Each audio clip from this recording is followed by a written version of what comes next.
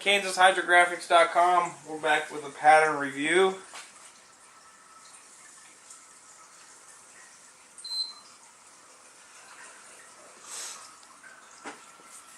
We call this Camo Mist.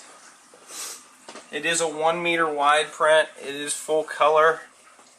There's some, kind of looks like a mist or a fog in behind the trees.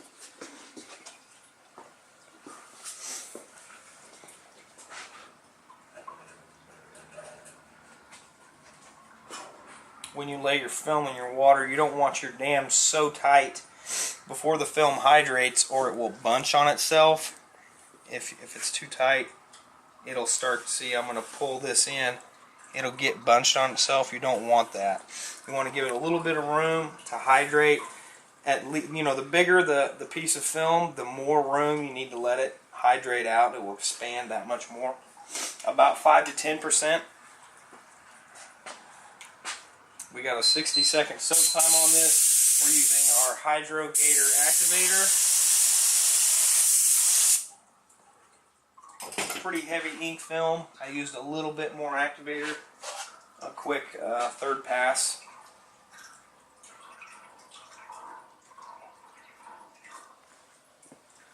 It needed a little bit more activator, but it still came out pretty good. That's the Camo Mist. You can see when the film folds on itself, you didn't use enough activator, or you should have waited maybe 5 to 10 seconds.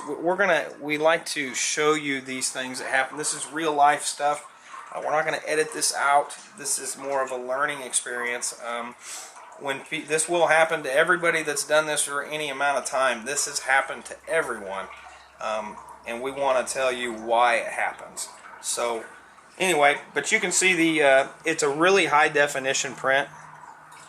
You can purchase this at KansasHydrographics.com. Thank you, and I'll see you next time.